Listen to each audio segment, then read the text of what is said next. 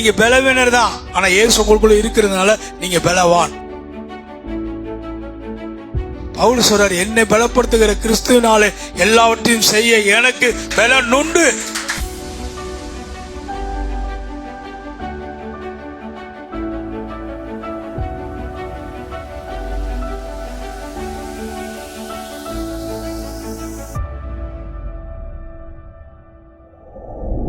கடவுள் எதை நம்ம வாழ்க்கையில செய்ய நினைத்திருக்கிறாரோ அது தடைபடாது. கடவுள் எதை செய்ய நம்மளை கொண்டு செய்ய நோக்கம் வைத்திருக்கிறாரோ அந்த நோக்கங்கள் நிறைவேறும். அந்த நல்ல அந்த நோக்கங்கள் எல்லாமே நல்லவைகள் என்று எண்ணுங்கள். கெட்டவைகள் சொல்லி எண்ணக்கூடாது, எல்லாமே நல்லவைகள். 100க்கு அதிபதி கேட்கிறான், என் வேலைக்கார சுகம் இல்லாம படுத்து கிடக்கிறான், ஆண்டவரே அவனுக்காக நீ ஜெபம் பண்ணு வா போலான்றாரு ஆண்டவர்.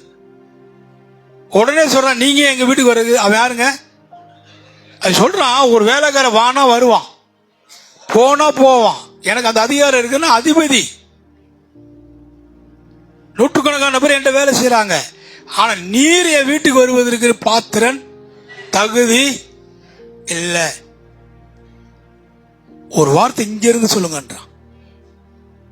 அந்த விசுவாசம் தேவனுடைய பார்வையில் ரொம்ப பெருசா இருந்தது. சொல்றாரு, இஸ்ரவேலுக்குள்ள இப்படிப்பட்ட ஒரு விசுவாசத்தை நான் பார்த்ததில்லைன்றாரு. இப்போ வேலைக்கார இங்க எப்ப சொன்னாரோ ஓடியாரான் ஒருத்தன். இன்னொரு வேலைக்கார ஓடி அந்த ஐயா சுகமாயிட்டான், எப்பப்பா, எத்தனாம் மணி வேற நேரத்தில், அதான் டெஸ்ட் பண்றான் பாருங்க, எத்தனாம் மணி நேரத்தில். பைபிள் இதெல்லாம் இருக்குதாங்க சொல்லுங்க. நம்ம தான் உட்காந்து மற்றதை பத்தி பேசியிருந்தா எப்படி பைபிள் இருக்கிற கவனிக்க முடியும்?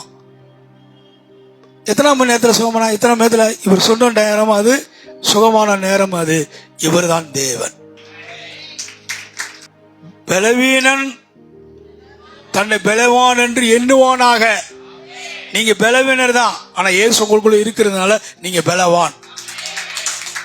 கரங்களை தட்டுவோம். ஆமே, நீங்க பலவீனர் தாங்க, நான் பலவீனம் தான். நான் வெப்பன்ஸை தயாரிச்சுக்கிட்டு இருக்கிறேன், ஆனா கர்த்தர் என்னை பலப்படுத்துவார். பவுல் சொல்றார், என்னை பலப்படுத்துகிற கிறிஸ்துவினாலே எல்லாவற்றையும் செய்ய எனக்கு பலன் உண்டு.